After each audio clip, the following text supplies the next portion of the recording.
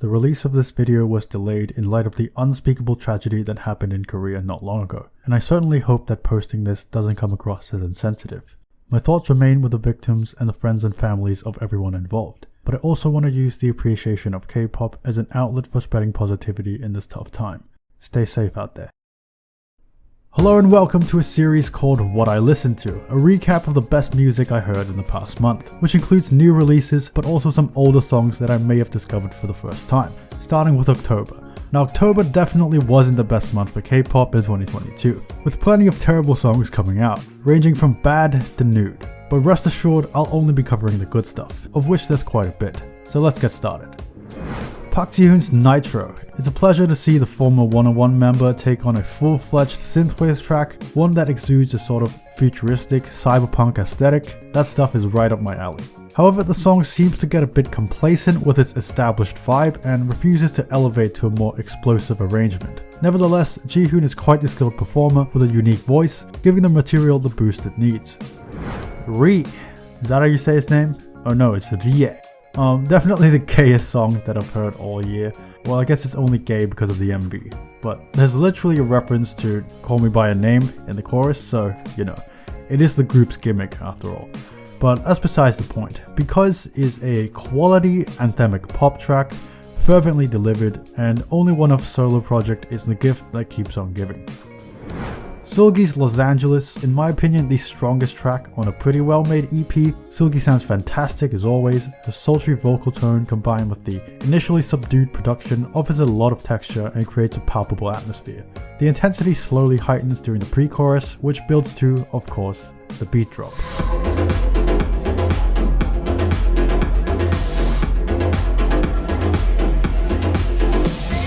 Enough said. From one debut project to another, we move on to talk about Lee Chan-hyuk's Era, an expertly crafted album. Would expect no less from the big brother of Akmu. It's full of highlights, but unfortunately starts to run out of steam towards the end. Eyewitness Account is a gritty opener, providing a much needed jolt of energy with an abrasive rock guitar. The contrast that Chan-hyuk's robotic, trance-like vocalization gives to the frenzied instrumental is also present in Siren, aided by a touch of synthwave. Then we get to the title, Panorama, which to me was the most personal and poignant track on the album, where Chan-hyuk emotively sings about life and death and how quickly time passes by. It is beautifully written and performed. And finally, Time Stop, another exceedingly pleasant tune, but one that again never builds into a spectacular climax, which I think is a bit of a wasted opportunity, but I can appreciate this album for its cohesion. Next we have Kihyun's Youth. Simplicity is the order of the day for this one. I'm always a sucker for fast-paced, upbeat, propulsive music, and Youth delivers just that. With good hooks and a great performance, it is extremely basic, but does everything right. Well done. Treasure Hello. Listen YG, if you're going to do a party chorus, which I know you will in every title track until the end of time, at least do it like this. In fact, make every chorus a party chorus. Harness the power of EDM and utilize it to its full potential, and you'll get a track like Hello. But not really, considering that the second verse predictably devolves into another halftime rap breakdown, one of the worst cliches to ever exist in K-pop. Please! Stop it. Get some help. Alice has finally come back with Dance On, marking their first release since the rebranding, and were given a fittingly triumphant inauguration. A dance track with super robust production and stellar vocals. It's very pleasing to see them get a chance to return to the stage, considering not everybody is afforded that opportunity. And what better way to celebrate than with a cheerful and spirited disco party. While Anti-Fragile only seems to get catchier with time, No Celestial is a power banger that sees LE SSERAFIM amp up their impetuous demeanor and badassery, giving us an absolute blast of a teenage rock anthem. The performances hold so much weight, every line is delivered impeccably, and it's just a lot of fun. This is Girl Crush done well. What's this? Another synth pop track? What a surprise. Hush Rush grew on me quite a bit in the past month, but B-side Danny fits my tastes perfectly. The polished instrumental dishes out a hefty bit of 80s nostalgia, and combined with Chaeyeon's breezy vocals, gives the song a great deal of drive, an attribute that I value considerably. One of the best B-sides of the year for sure.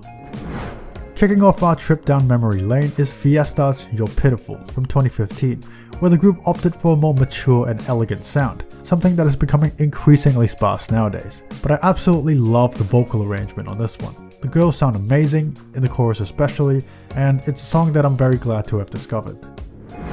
Next we have a track from one of, if not the most underrated girl group of all time, 9 Muses. Drama does what G-Idol's Nude couldn't do, which is pulling off a Broadway style concept with a competent song on top of it, creating something that is better in virtually every aspect imaginable. It's got hooks for days, a great sense of swing to it, dynamic production, and lovely performances. What's not to like?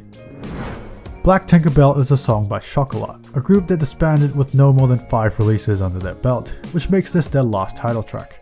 Now, it doesn't do anything groundbreaking, and it just sounds like any other single that would come out in the early 2010s, but it is still better than, 90% of the stuff that comes out nowadays.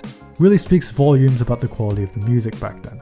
The intro actually reminds me of Miley Cyrus's Wrecking Ball, and the rest of the song is driven by sleek electric groove and a pensive melody. All in all, very enjoyable. Golden Child's Eyes on You is a B-side from their 2018 mini-album Wish. It really is as bare bones as a pop song can get. I mean, it literally opens with this super raw, unfiltered synth, but listen, it really doesn't matter what you do with these electronic sounds, as long as it resembles something remotely melodic, I will like it, even if it's just people farting over a synth beat. I'd eat that shit up. But obviously the guys do the best with what they're given, they sound great, the production is playful and highly innovative, so it's a big thumbs up from me. In fact, you get 2 thumbs up. You can't see it, but I'm doing it. Can Be Better is a song by Highlight, formerly Beast, which came out 5 years ago, coincidentally in October as well. Now, I love this song for its relentless jubilation and screeching synths. That intro is just pure bliss. Other than that, it is an incredibly ecstatic track that never fails to lift my spirits and gets me pumped with the infectious hooks and drive. An expectedly awesome performance from an artist of their pedigree, and overall a bloody fantastic listen. What a song. I mean, what a song. This has been on loop for the past few days, and rightfully so. It is a wistful joyride from start to finish, as an array of celestial instrumentation unfolds around a gorgeous melody in the vastness of space. It perfectly captures that sense of magic that a lot of the best B-sides from BTS excel at, also owing to the fact that Coldplay had a hand in making this. The Astronaut is a sincere tribute to the fans and a heartfelt goodbye, albeit temporarily. It's one of the prettiest tracks I've heard all year, and the solo that Jin deserves. Bravo. Yeah, I mean the rating speaks for itself. Yet another phenomenal B-side from one of the most consistent artists in the industry, and a testament to the godlike year that Dreamcatcher is having. It is just them doing what they do best, comfortably and effortlessly. Expect to hear more about this when I cover the top B-sides of 2022. And that'll do it for the month of October. I had a lot of fun compiling this list, and I hope you found something that you might enjoy. Remember to hit that subscribe button and be sure to check out my last video. Thanks for watching, and I'll see you next time.